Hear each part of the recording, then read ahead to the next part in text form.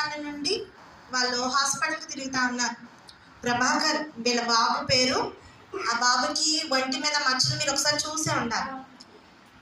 ఆ రోజు ప్రార్థన ఎలా అంటే పగలంతా కూడా నేను ప్రార్థన చేశాను. ఏమనంటే, ప్రభా ఏదైతే ఇక్కడ స్టేజ్ మీద నుంచొని ప్రార్థన చేస్తా వాక్యం బోధిస్తూ ఉంటామో ఒక అద్భుత కార్యం చేయ ప్రభా అని ప్రార్థన చేసి ఆ రోజు వచ్చి ఇక్కడ వాక్యం బోధించి ప్రార్థన చేశాం.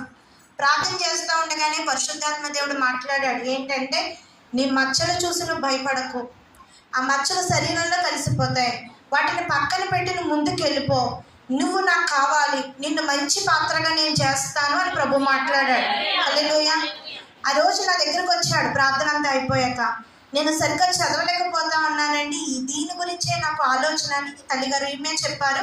అలాగే ఆ బాబుని అడిగితే ఆ బాబు మౌనం అయిపోయి ఏం మాట్లాడలేక మౌనంగానే రోధించాడండి.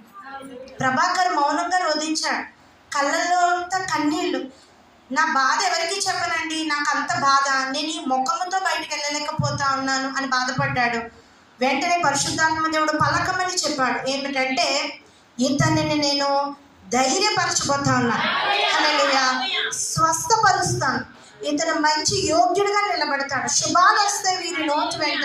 ఇదే మాటను వీరికి పదే పదే ఒక పావుగంట చెప్పాను. దేవుని నామంలో, యేసయ్య నామంలో దీన్ని ప్రకటించాం. దేవుడు చెప్పింది ఒట్టిపోయిందా అండి? లేదు. ఈమె కన్నులకు ఆశ్చర్యం, మేము వెళ్తే మాకు ఆశ్చర్యం. తెల్ల మచ్చ మీద నల్లటి పొర వస్తుందండి, అది ఎంత సంతోషం. ఆ బాబు మన చెవి తను చూపించింది, చెవి అయితే ఏ రంగులో తెల్లగా ఉంది, అలా తెల్లగా ఉంటుంది ముఖం. అలాంటిది దాని మీద నల్ల మచ్చ వస్తూ ఉంది, మరి శరీరంలో కలుస్తూ ఉంది.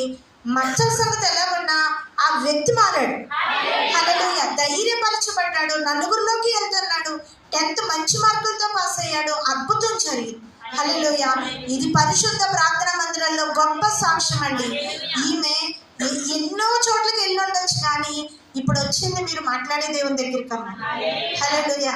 ఆయన మిమ్మల్ని ప్రేమిస్తూ ఉన్నాడు. ప్రభు మాట్లాడే దేవుడు, అద్భుత కార్యములను చేయవాడు. ఇంకనూ ఆ బిడ్డను ధైర్యపరుస్తాడు. మచ్చల సంగతి మర్చిపోండి, మచ్చల సంగతి మర్చిపోండి. దేవుడు ఆ బిడ్డను ధైర్యపరిచి మంచి ఉద్యోగంలో నిలబెట్టి, ఏ ముఖం అయితే ఆ బిడ్డ ఇలా ఉందేంటి అనుకున్నాడే, ఆ ముఖం చూసి మంచి పాలన వస్తుంది. దేవుడు దీవించిన కాక మంచి కుటుంబంగా దేవుడు ఏర్పాటు చేస్తాడు. మంచి భద్రత, మంచిగా ఆశీర్వాదకరంగా దేవుడు నిలబెడతాడు. చిన్న ప్రార్థన చేద్దాం. మహాపరిశుద్ధుడ, మహోన్నతుడానికి వందనాలు.